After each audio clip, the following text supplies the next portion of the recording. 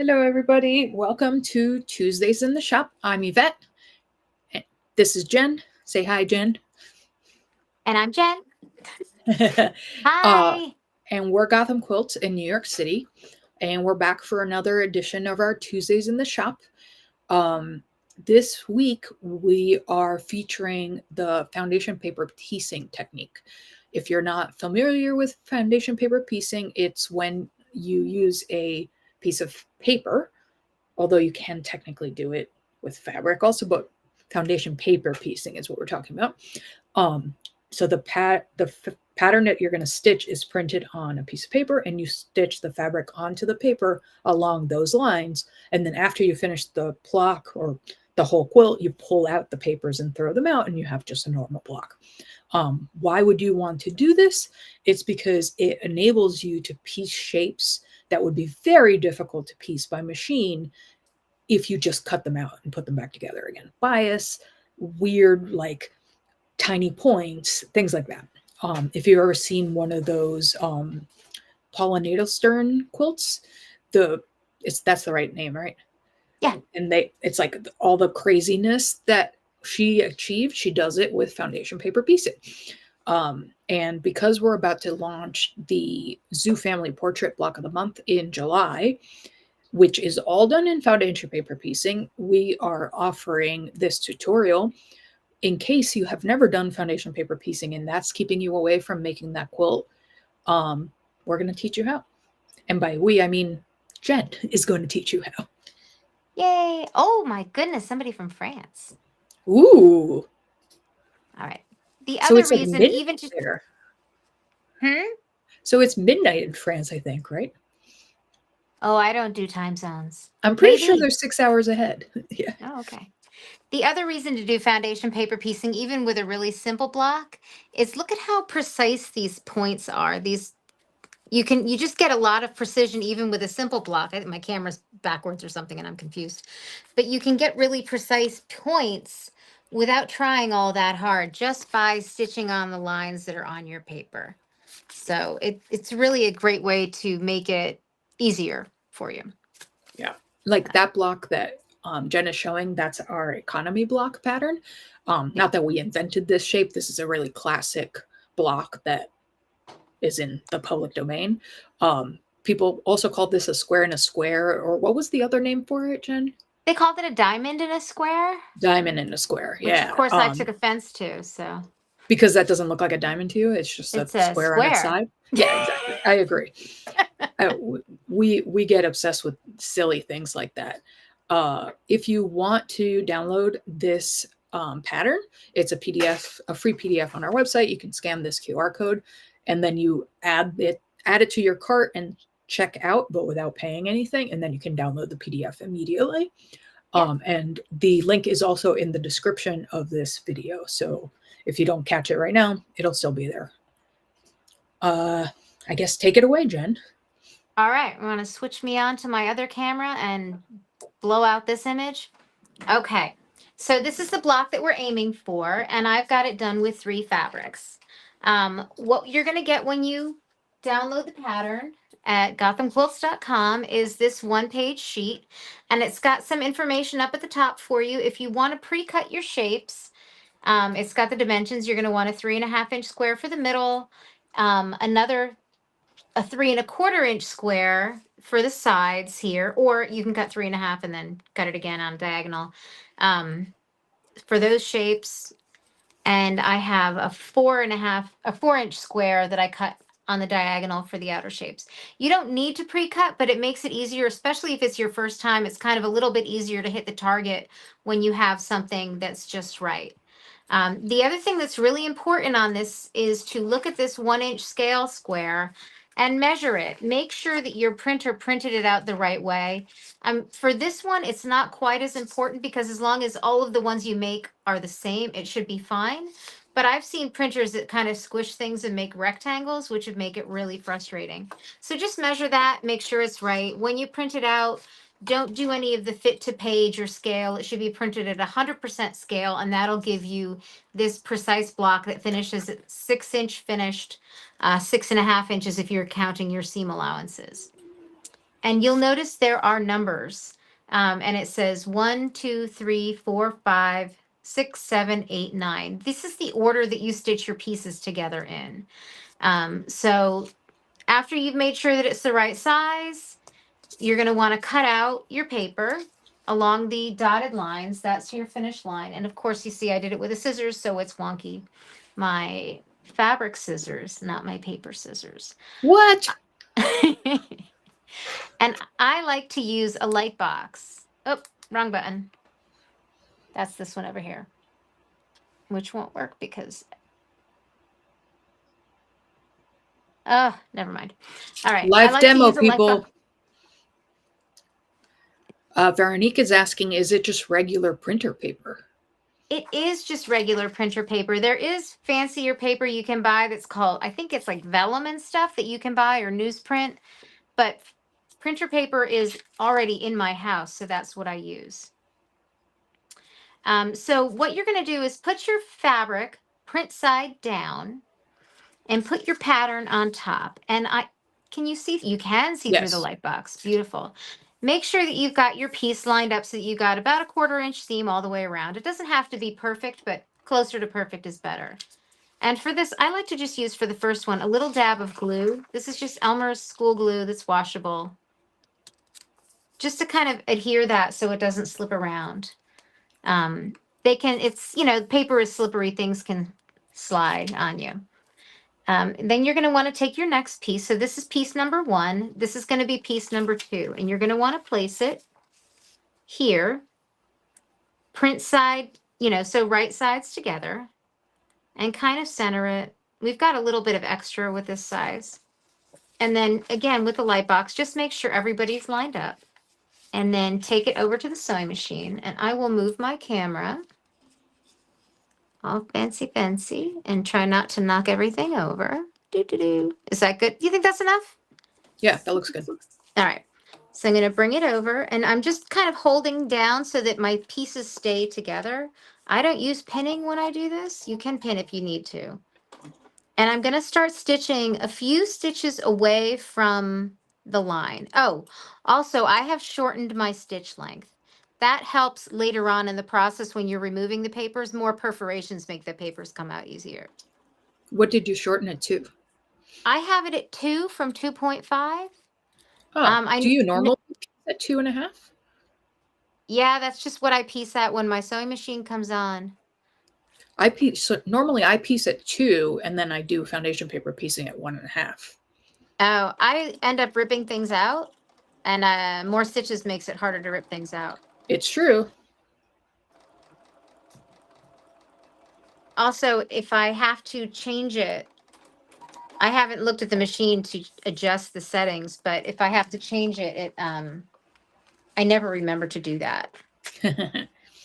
So I will, I never put it back to the right way. All right. So what I do then. Oh, Andrea's saying she does 1.5 or 1.8. Yeah, I'm probably not narrow enough. So I'm going to fold this now along the perforation and just use my thumbnail. And this is kind of helping for later in the process. It's not as much of a help right now. Then I'm going to flip this over and with the light box, double check that I've got my fabric all the way past the seam lines that I want to cover. And then I'm going to do this step. Now, this is where it can be a little bit dangerous. Make sure that your fabrics that you've stitched are behind your paper. And the only thing sticking out is your seam allowance. And this is my add a quarter ruler, which is a really cool tool. We have them, I think we have them on pre-order, right? Yeah, we're taking orders for them for and it the has month.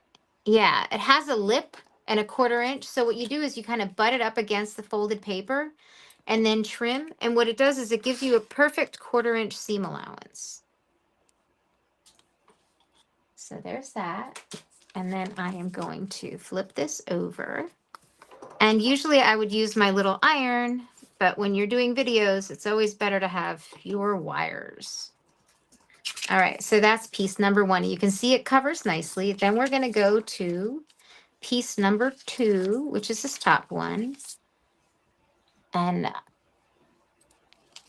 do the same process. So we're going to we can do it on the side. We can line it up here and hold it in place. And if you're worried about things sliding around, pins are fine. Just keep in mind that you have to get them out and not sew over them. I never sew over pins with my sewing machine because I've hit the You know. pins too many times. Yep. All right. So, of course, it didn't go through. This is part of the reason I don't pin with paper piecing is because it's more difficult. All right. So I'm just going to stitch along that line. Everybody's lined up nice. I sometimes will put a pin like in the middle that is Yeah. nowhere near the place I'm going to stitch. That way I don't have to worry about pulling the pin out, just to keep the fabric from shifting. Yeah, that's a good idea. And Deb Usually is asking, I just hold them. How come you can't cut the 1/4 seam before you stitched it? You can. It's kind of whatever rhythm you like. I like doing it afterwards. That way I don't have to have it lined up perfectly. Right. And so even if you cut it first, if you didn't stitch it perfectly, then you still would want to trim afterwards. Yeah. So that's why you trim after you make the line, not before you make the stitch line. So what I did there was I pulled, and so since this stitching crossed this line, there were some stitches up here, and I just kind of pulled the fabric back so that I'm trying to make it easier later to take the paper out as I go along. But I fold the papers first. I'm going to double check again that I covered everything that I need to cover. Fold it and back. you didn't press your first seam before you did your second, right? I did. I used my little seam roller. Oh, you used the seam roller. I completely missed that. Yeah.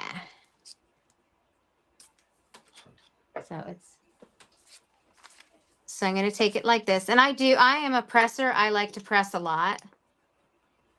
I will take it to the iron repeatedly to get that. But yeah, I press them into place. I don't want to have any little tucks later because that will take away from the perfectionism that I'm going for.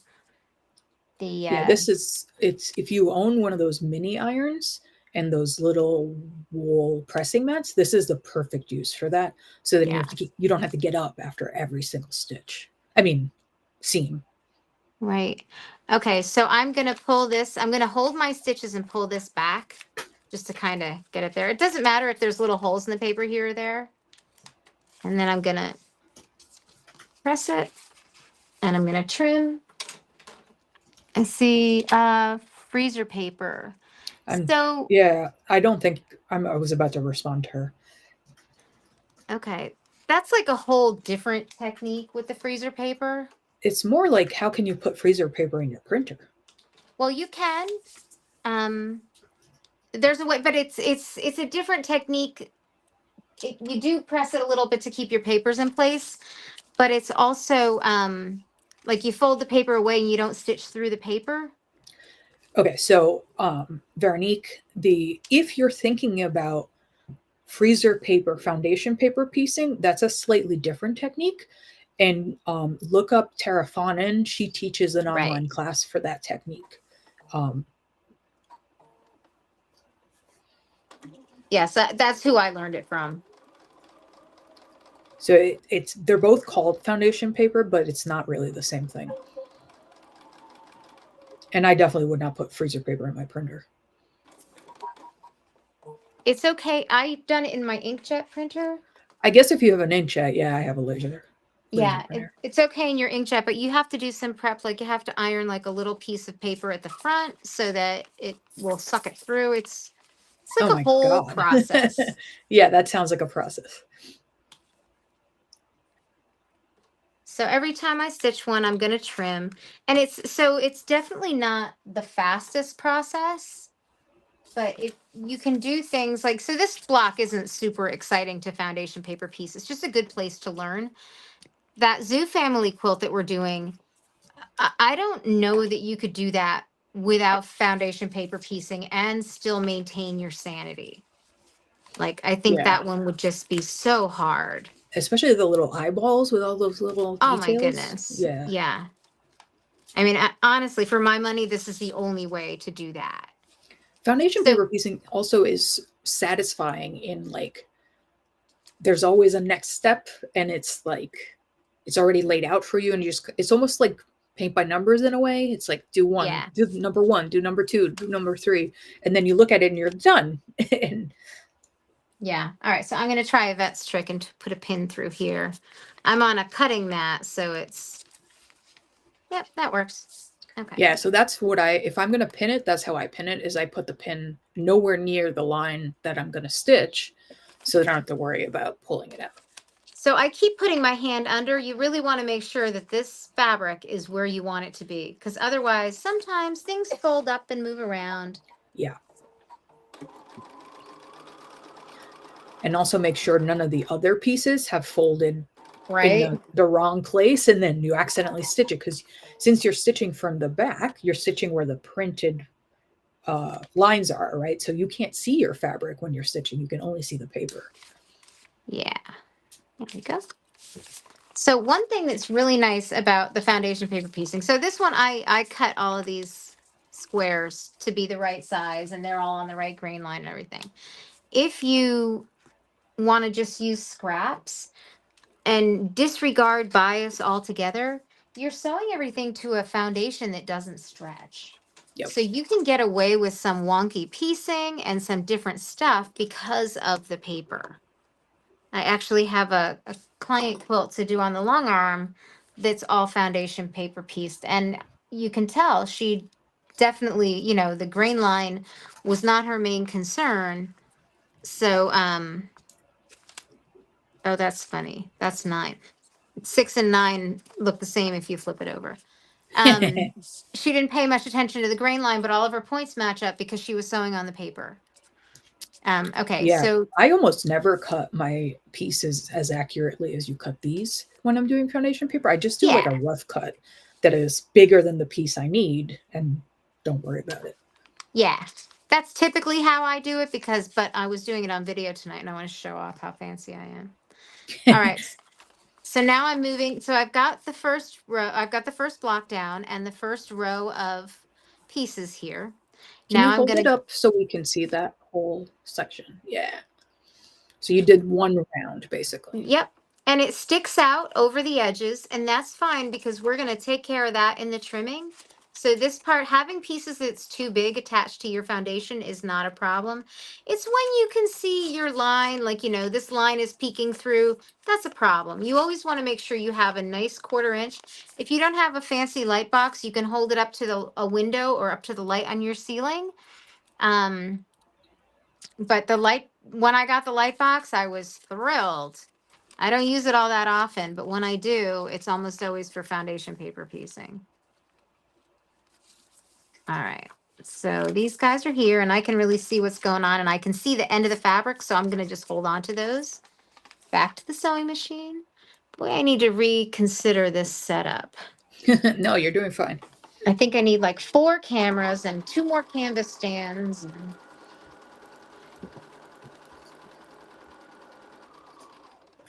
Okay, and on the end one, I don't know if you can tell, I sewed all the way across in the seam allowance too. Like so. Oh, here. Okay. Ooh, the computer's back, or the camera's flipped, and the wrong fingers are moving. So I stitched through the seam allowance so that, you know, the block is going to be held together all the way, because, you know, we're going to trim things.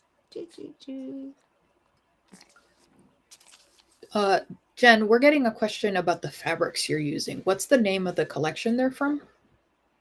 Is Andrea still on? Yeah. So I don't hopefully know the name. Andrea will answer the question. Yeah, I don't know the name. I looked Me up either. Art Gallery in blue, and I know that this one is called Itajime. That's a word? It's Japanese word. Oh, okay. And I don't know if that's how you say it, but that's how you spell it. But there's some new fabrics that we just got in, and I happen to be lurking about the shop this week. Last week. Was it last week? Deb, we will figure out the name of this. Neither one of us knows off the top of our head. And since Andrea isn't here tonight, she's the one who knows the answer to that. Here, excuse my elbow for a minute. I can look it up. It wasn't like put together like a collection yet, which is here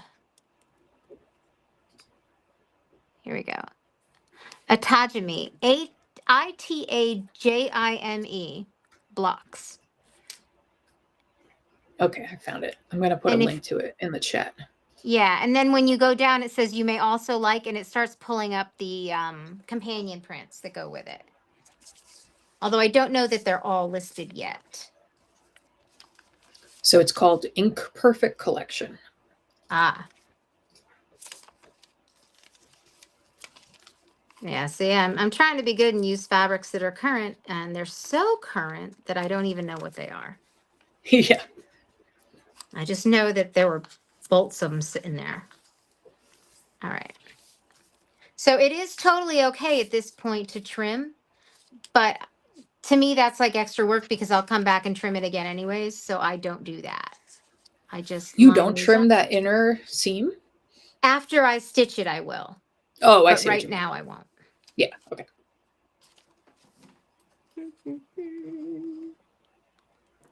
I do love this silly little lamp stand.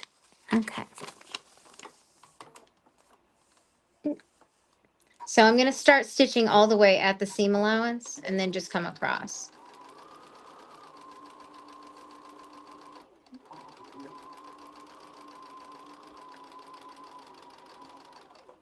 All right.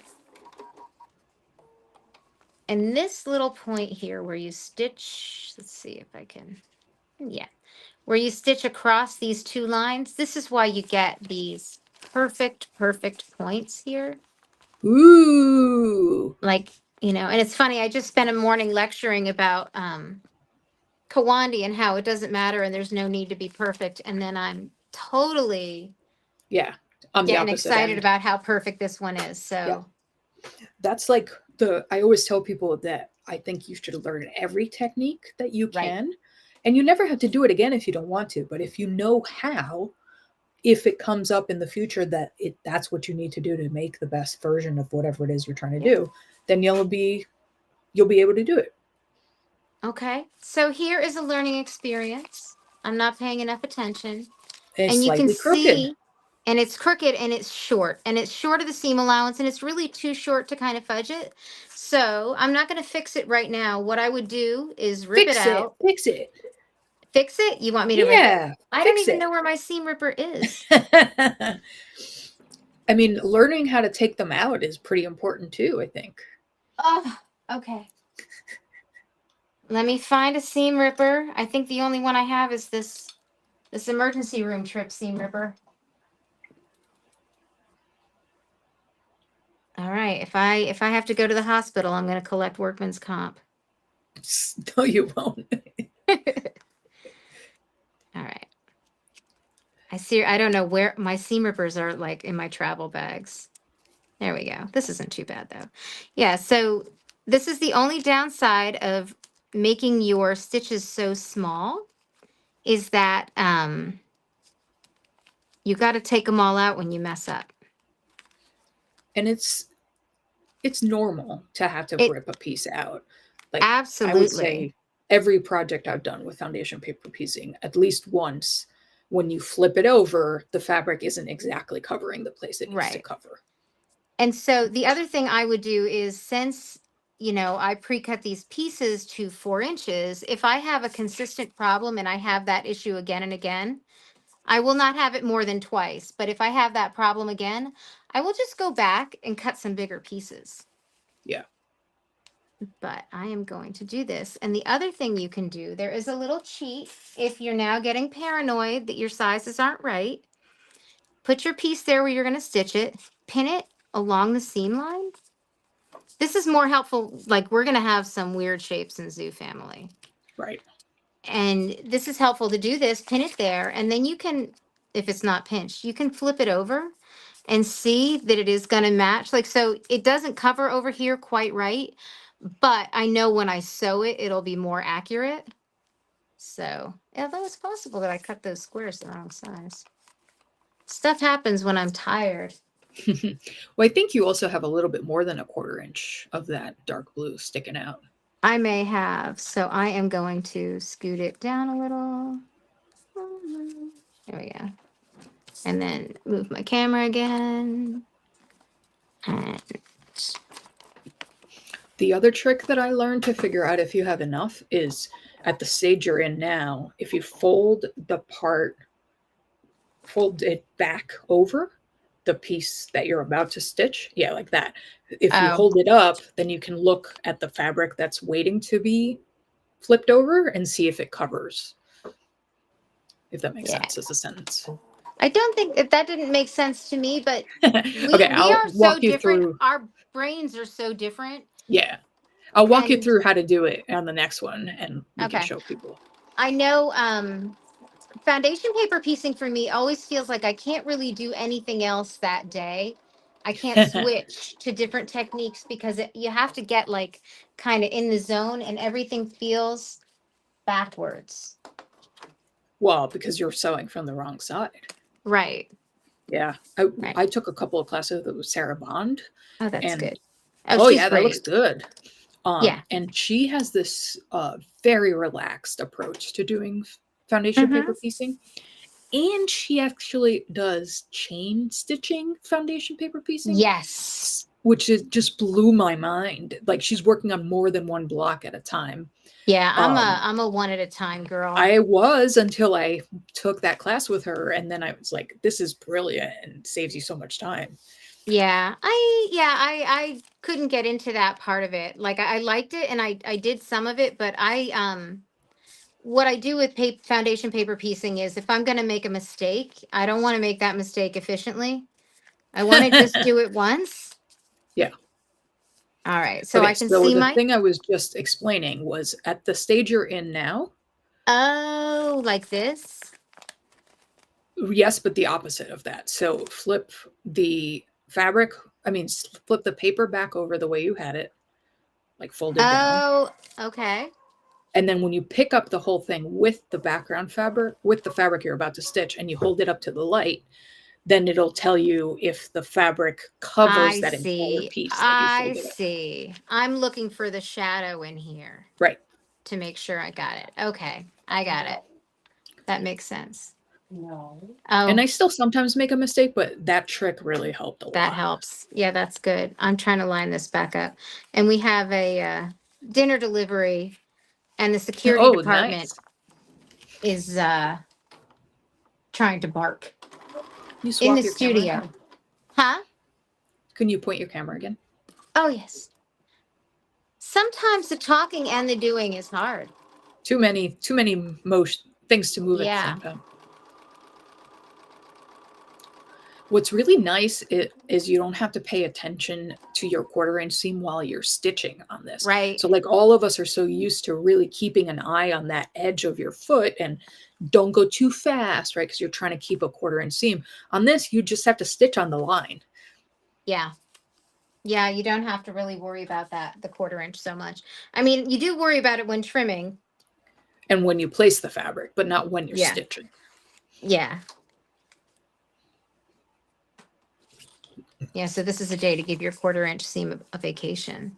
Yeah, so that seems a little narrow, but you know Eh, what? Nobody's going to know after I it'll be quilt fine. it. Although you can see I've got like, I'm not quite perfect there. Uh-oh. I Uh-oh. want my money back, Jen. I know, right? Oh, but you know what? Remember, I put it up for free. All right, so I'm going to take the little scraps off of here and make sure it's big enough. And it's not because I trimmed it. All right, I'm going to cut one more 4-inch square.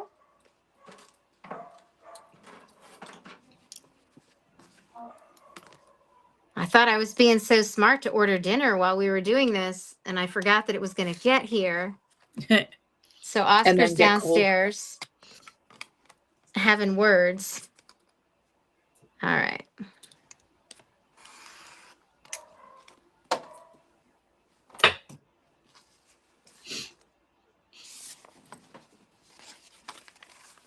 You would think at this point he would realize that somebody coming at this hour is food and he might get some, but nope. So he's barking at the delivery person, is what you're saying? Yep. Yep. All right. So lining up the last one. And this is where I get excited. And typically this is where I make mistakes because I'm It's almost the last done. one. Yeah. It's amazing how that works, right? Yeah. Okay. It's funny. The view on the phone is totally different than the view on the screen. Oh, I didn't realize that. Yeah.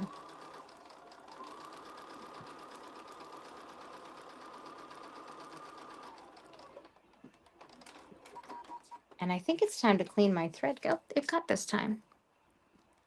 All right. So here's the last one. I'm going to flip it and check it. Perfect. Woo! We're perfect enough. Fold this back again. Trim it. The only downside about foundation paper piecing is my floor is a disaster now. Yeah. Because I keep It swiping does the little leave little scraps. teeny bits of paper and fabric everywhere. Yeah. Yeah. So, ta-da. Woo! And I can't do it right now because the camera is in the way. But I will take this now and I'll give it a press with an iron to make it really flat. And then I will trim a 1/4 inch away from this printed line, you know, about on the dotted line, but you can see I wasn't paying super attention there. And I will have a perfect block that will go nicely with this one. And I will say that if you're using a print with stripes, pay attention when you're putting them on if it bothers you if they're going in different directions. These should be going all in one direction, but I was tired. So I won't be taking that block apart though. But It if you're doesn't matter. if you're using linear prints or directional prints and you care, just a little bit of attention will fix that kind of stuff. Yeah. Do you want to just quickly show them how the two would go together now? You don't have to stitch it, but just explain that. Oh, yeah. So when you're putting them together, after you press them or trim them, press them. When you want to line them up and you want these little points to match up perfectly, if perfectly is your thing, put a pin through that point and put it through the point on this block. Make sure it's there. Put a pin through each corner. I hope this is what you meant. Yeah. And then make sure the pin goes through the corner here. So basically, she's aligning the stitch lines of one block with the stitch lines of the other block. Yeah. I mean, on this one, you could get away with just trimming it and pulling the papers out now. And then I'm just going to rotate my pin and do it. Really, if I was trying to win a ribbon, I would use more pins, but you may have heard I just dropped my pin cushion. And they're now a game of 52 pickup. So this one I'm just going to leave like that. And then you would stitch across, you know, from the edge all the way across over to here. Don't let her come over here. I don't want her to get in the pin. Thank you. And then you would have your perfect little blocks matched up. We'll just turn this like this and pretend.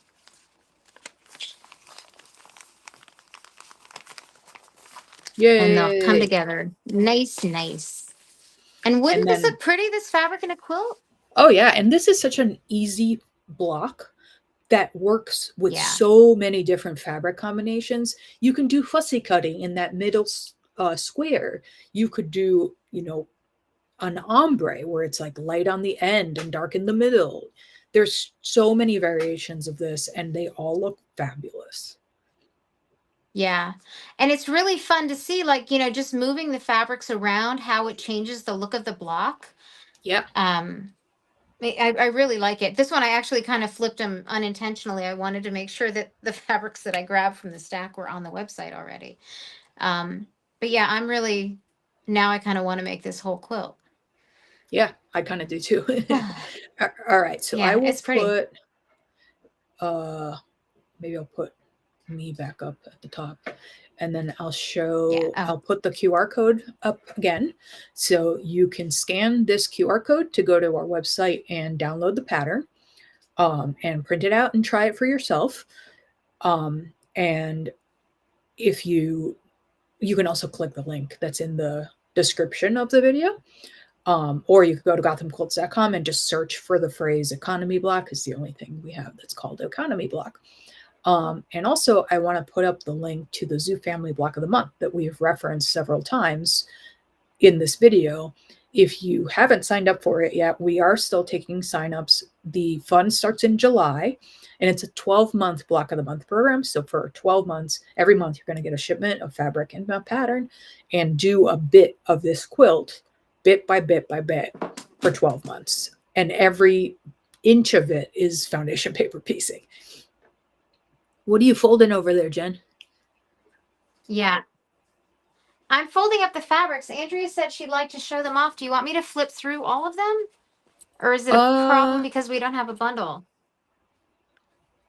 Well, maybe I'll put, how about if I put a QR code up and people can just scan that? Ugh.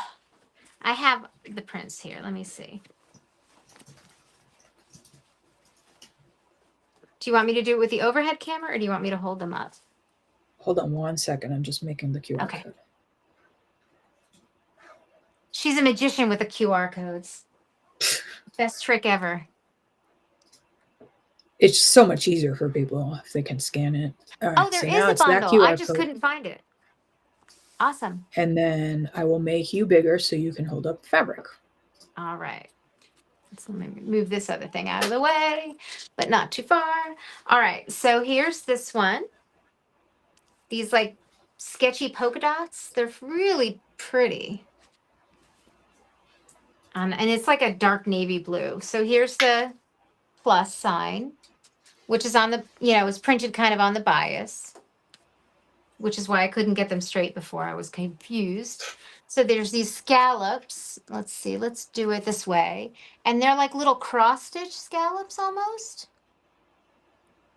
And little X's. There's this, kind of reminds me of a birch tree bark. Yeah, that texture. These are my two favorite prints. They look like sashiko stitches, although my sashiko expert has told me that they are too small for her to stitch sashiko on happily. This one I bet is Andrea mine. could do it. Favorite.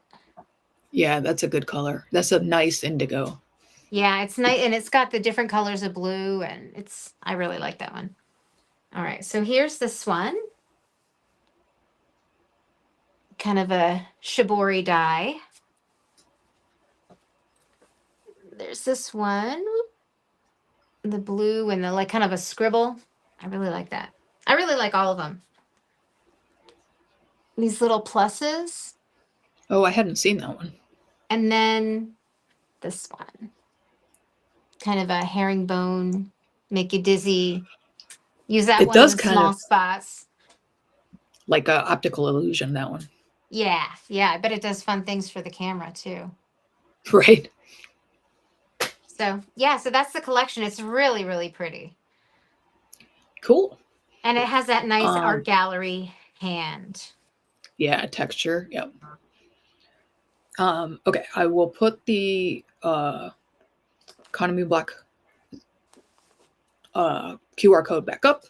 And unless anyone has any questions, that's basically all we had for you today.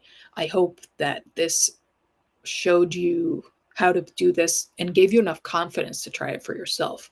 This is a really low stakes block. It's a 6-inch finished block.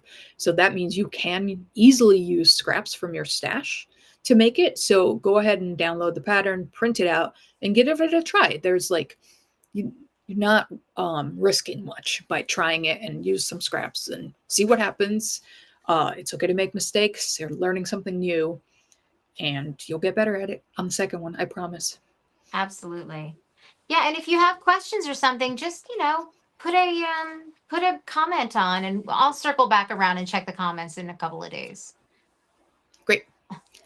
Thank you everyone for joining us, and we will be back next week with the whatever shenanigans we decide to do next week that we don't even remember what we had planned to do for next week.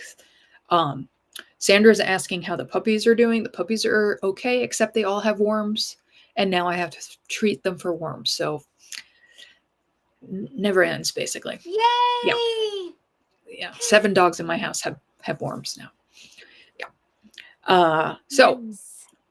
thanks for joining us tonight. Thank you, Jen, for doing the tutorial. We will be back next week on Tuesday at 6:30, our regular time, right here on YouTube or Facebook, whichever one you prefer.